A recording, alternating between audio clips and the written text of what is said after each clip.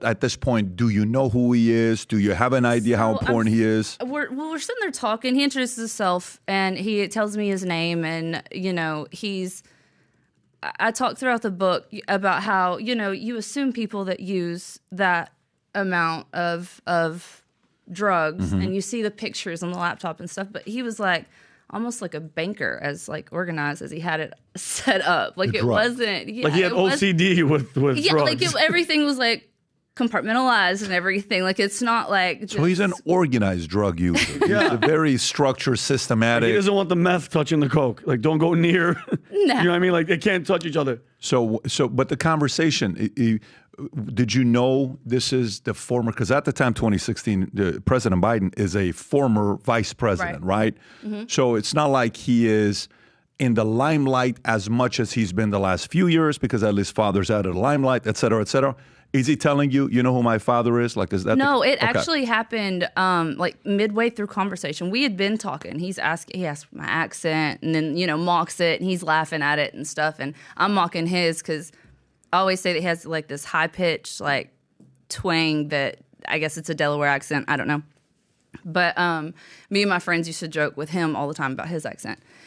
But as we're sitting there talking, I'm in this chair. And it's like a wooden type chair, and it has the arms kind of like this, but wooden. And there's a label on the side of it, and it's like a gold label, and it said Senator Barack Obama, and it had like the years that he served in the Senate. And I was wow. Is this Senator Barack Obama's? Is this the president's chair? And like I stand up and I'm looking at it, and then it resonates. Who his? I was like, how do you have this chair? How did you get this? He's like, oh, it was a gift, and he's kind of laughing it off like no big deal. And then when it resonates, and I say, oh, my God, is that your dad? Like, do you know him? And he's like, yeah, that's my dad. And it was just as humble. And I Googled it, of course. I'm like, no way. Yeah. And, it was. So your friend isn't like, hey, we're going to go to this place and you're going to meet Joe Biden's son. That's not what she said when you guys... No, we knew that there was somebody there of some form of importance. You don't know but we're also at the House of Sweden, so I didn't know if like it was some... I got it. And the friend, your female friend that came with the guy, was the guy in politics or in that world, or he was just a successful guy, or who was that? I can't tell you much about that person. Mm-hmm. I don't know anything. I don't even know how he was invited because I didn't see anybody really interact with Hunter other than me and my friend. So now, when you guys leave, what's the next time you guys connect? Well, he gets my number from Kindle. Well, I think I changed names in the book. It's all good. Okay.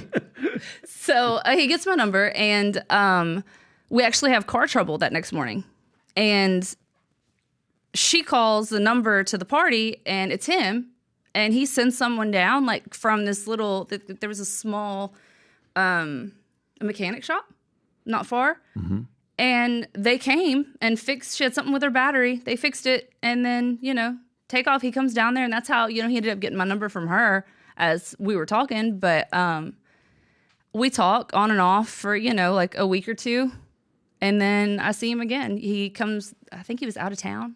And then he comes back, and we met up. Go ahead. He asked, if he could see me. And so we met at, the House of Sweden outside. I didn't go in. He met me outside, and we went to just like a little Georgetown bar. How was that? It was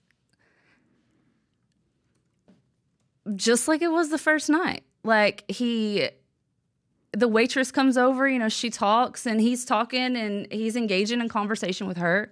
He talks to her, something about her bracelet, and then I notice, he wears a silver bracelet that's like a band, kind of like this, except it's wider. And I used to always think it looked like the What Would Jesus Do, like fish emblem all the way around it. And so he tells her some story about it, but I got lost in the moment because I'm sitting here like, she has no clue who he is. Like, he doesn't come off as somebody of any importance, or like my dad's the vice president, or my dad, now the president. Like, he didn't come off that way. And he's sitting there talking to this girl. She has no clue who he is, and he just seems so humble. He seemed humble. Yeah, you would think he would seem like entitled, kind of arrogant. And I guess that's what a lot of people claim that they see through the media and stuff. And he did not come off that way. Maybe the wristband he had on that says WWJD, maybe it is what would Joe do? Yeah. You know what I'm saying? Like his well, it father. doesn't say. Oh, okay. It looked like maybe the it is a fish J. emblem. Yep. What would Joe do? But going back to it, so the humble side. So you've seen a side that we've not seen. So, and just listening to, even in the first 8 minutes, just listening to you, sounds like you like him.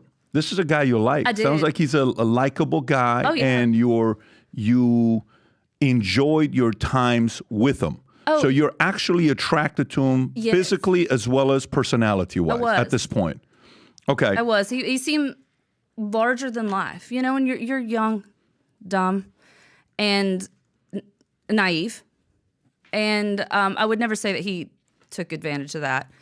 But he seemed larger than life, you know? So, of course, as you're intrigued by that. Or I was, anyways.